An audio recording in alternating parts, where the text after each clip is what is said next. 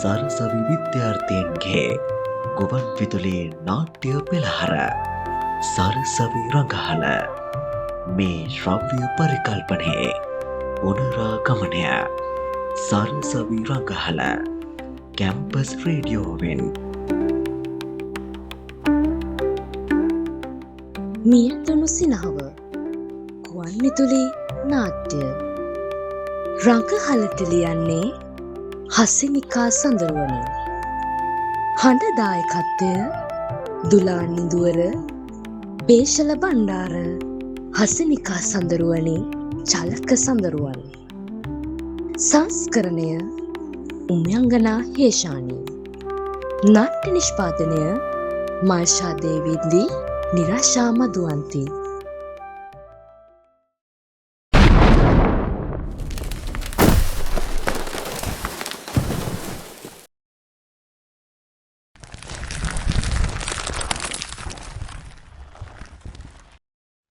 බුදු අම්මෝ මගේ ඇඟට පණ නැහැ වගේ. කවුරු හරි ඉන්නවද?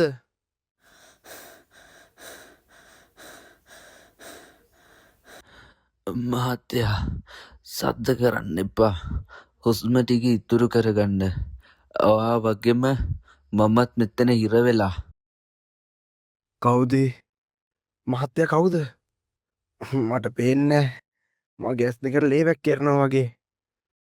මම රාමනාථන්. ඔය කොන්ක්‍රීට් තට්ටුවට එහා පැත්තේ මම ඉන්නවා මහත්තයා. බය වෙන්න එපා. අපි දෙන්නා විතරයි මේ කළුවරේ ඉතිරි වෙලා ඉන්නේ.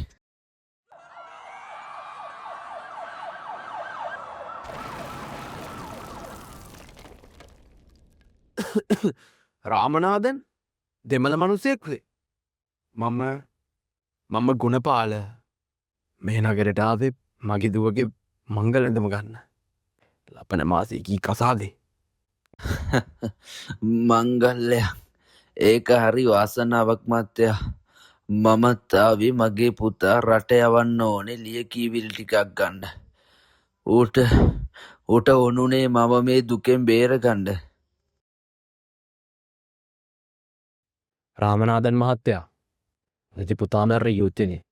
එදා ඉඩම් මාපාලකින් වෝසලට පෛර කළ මං තියෙන හැමකි අවසන්න හොරා කීපයත් දෙමන මනුස්සෙක්ෙක් ගිවන්න වේ කියලා. මත්තයා මේ ගල් ගොඩ යටති අපි දෙන්නම එකම ජාතියක්. ඒ මරණසන්න මිනිස්සු බලන්න.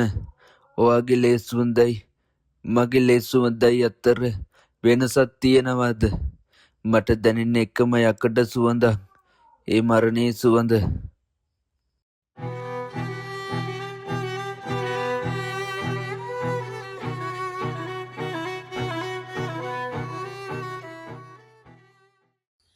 ගුණේ දුවගේ ඇඳුම ගත්තද? පරක්කු වෙන්න එපා. දුව බලන් ඉන්නවා. අනෝම මං එනවා. මට මේ ගල් ටික අයින් කරගන්න බෑ. රාමනාදන් මහත්තයා මට උදව් කරන්න මේ ගල් ටික අයින් කරගන්න. මහත්තයා සිහිය තියාගන්න. එතන කවුරුත් නෑ. ඒ වගේ හිත මගේ අතත් මේ කොන්ක්‍රීට් එකට යට වෙලා කුඩු වෙලා මට ඔල්ලන්න බෑ මහත්තයා. මට පිස්සුවට රාමනාදන්. මට බයයි. මං කරපු පව් නිසාද මට මෙහෙම වුනේ. නෑ මහත්තයා. අපි හැමෝම වැරදි කළා.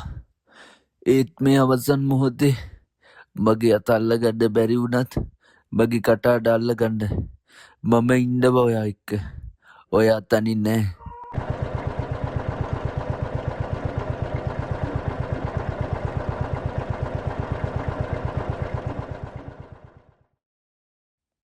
රාමනාදන් මහත්තයා ඇහෙනවද?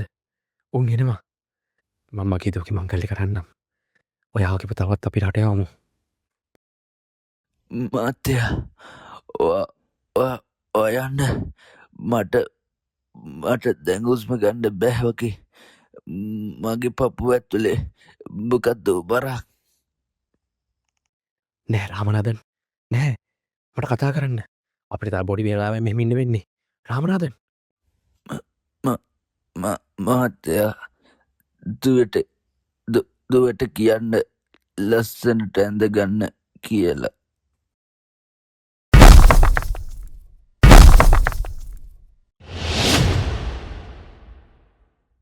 මෙතන එක්කෙනෙක් ඉන්නවා. එයාට පණ තියෙනවා. ස්ට්‍රච් එකක් ගේන්න ඉක්මනට.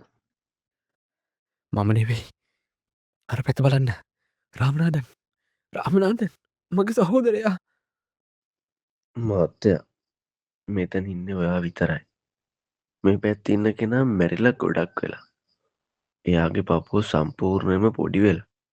එයාට කතා කරන්න තියා හුස්ම ගන්නවත් ඉඩක් හම්බෙලා නැහැ. නෑ එයා මට කතා කළා. මාව ජීවත් කරවන්න එයා මැරි කතා කළා. දෙයනේ අපේ මනුස්සකම නැතුනේ මේ කල් ගොඩක් අස්සේ නෙවෙයි. අපේ හිත අස්සේ. සුන්බුන් අතර වැලලී ගිය ඒ සොයුරු පිය සටහන් මියගිය මිනිසත්කම යළි පණගන්වයි. මරණය අභියස ලේසුවඳ පරදා හමාගිය ඒ අසිරිමත් මිනිසත්කම සදාතනික මතකයක් ලෙස හෙට දවසේ ජීවත්වන මිනිස් හදවත් තුළ නොමියනු ඇත.